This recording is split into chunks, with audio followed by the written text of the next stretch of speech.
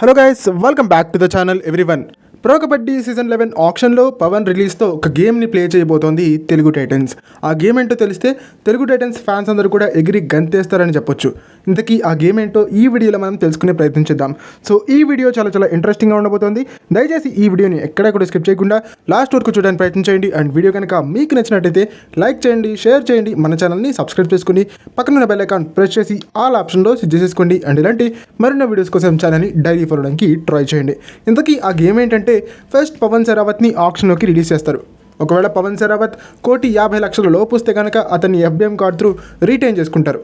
ఇలా చేయడం వల్ల తెలుగు టైటన్స్కి దాదాపుగా చాలా బడ్జెట్ కలిసి వస్తుందని చెప్పాలి. దాదాపుగా ₹1 కోటి బడ్జెట్ తెలుగు టైటన్స్కి కలిసి వస్తుంది ఇలా చేయడం వల్ల.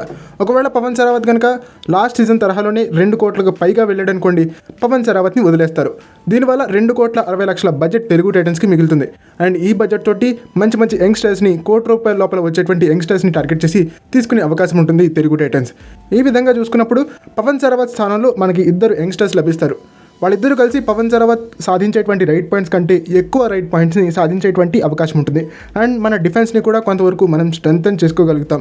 సో ఈ నేపథ్యంలో తెలుగు టైటన్స్ ఈ బ్లాక్ బస్టర్ గేమ్ని ఆక్షన్లో ప్లే చేయబోతోంది. ఈ గేమ్ మీకు ఎలా అనిపించిందో కామెంట్ సెక్షన్లో మాకు తెలియజేసే ప్రయత్నం చేయండి.